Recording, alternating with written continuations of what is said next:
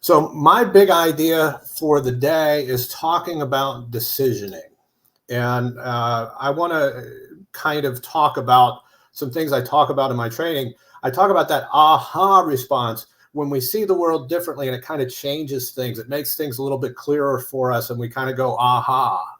I liken it to when the story of the Grinch, and when the Grinch stole Christmas, and he took all the presents up to the top of the mountain, if you remember the show, and then he listens as the Who's are not crying, but they're singing their song, and then he gets that aha response. He figures out, oh, this is what it's really about, and he sees the world differently. And not only that, does his heart grows.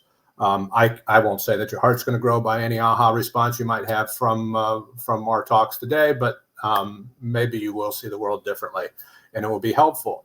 I also talk about in my training something I call the duh response. The duh response is something, the reason I'm talking about it is I'm going to tell the story of the duh response and how it came to be. It's something that we know, but we kind of overlook. So this story about decisioning and agility, I think, is really important. And I have to talk about some time that I spent recently with a company, helping them to create a scaling mechanism that was custom. And we had a specific name for it. And I was working with a whole bunch of folks to make this thing happen. And I happened to be on a plane reading a book, and it was Kyle. So there's a lot of coincidences here. Kyle kind of recommended some things that I should read, and I finally got some time to read because I was stuck on a plane. And I'm reading a book. It's called The Art of Action by Stephen Bungay, and that's the one that I put in the comments.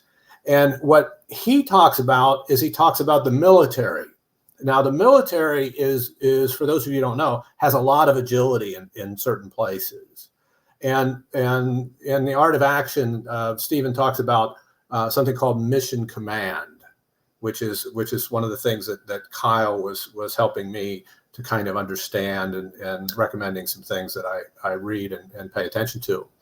And I got that duh kind of thinking on the plane, because what I recognized is what they were doing to be more agile, quote unquote, in the military is they were figuring out how to create a framework of decisions and have those decisions be made at certain levels with certain people owning those decisions, and trying to move the decisions as close as they could to the people who were in the front line, for lack of a better word.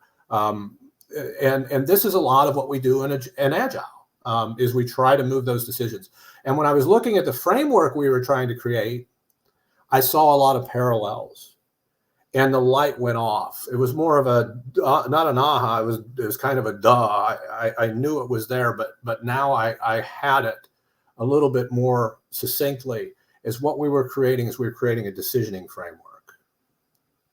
We were deciding who owned what, who got what funding, what decisions could they make, how those decisions affected things all the way down to the team level and the product level.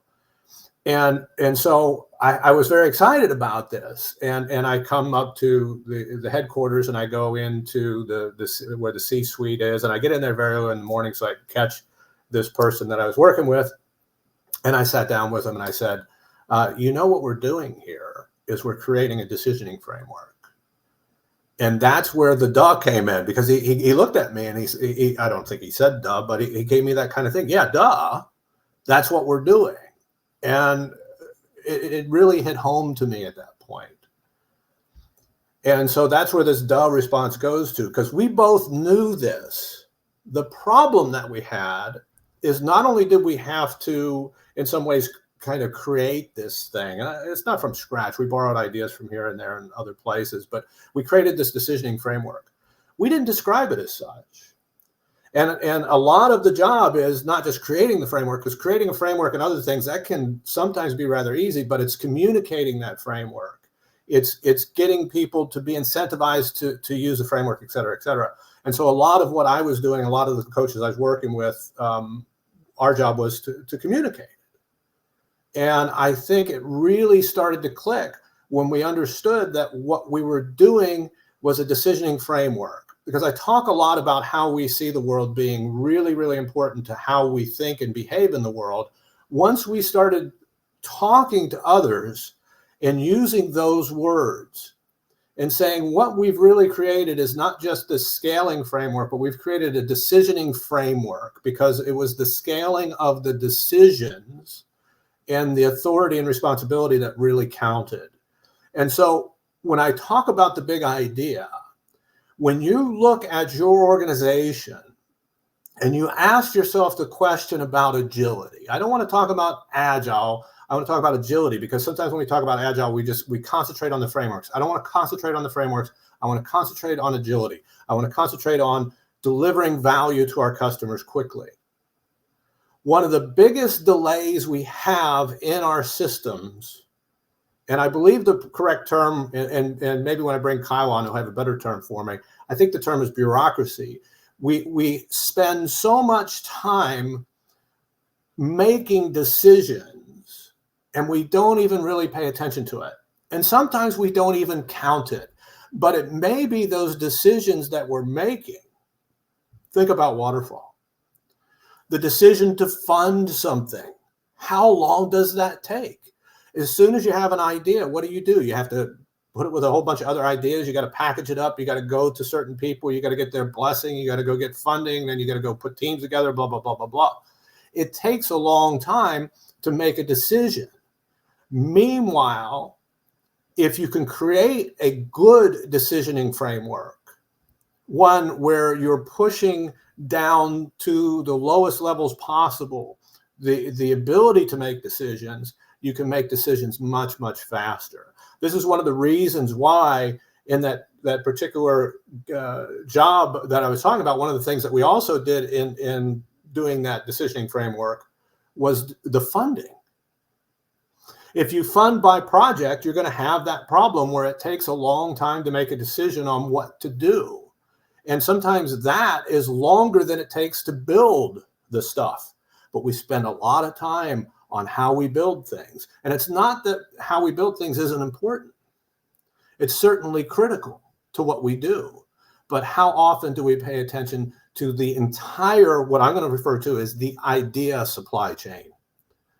I've got a great idea. To me, once I identify that idea, the clock starts ticking. And a lot of the clock ticking is the inability to make what I would consider agile decisions. The ability to make decisions quickly and effectively. So when you're looking at frameworks, one of the things that I really encourage you to do, whether you take one off the shelf or whether you create your own, make sure you understand who gets to make the decisions, who owns the decisions, and how can we make the decisions themselves more agile.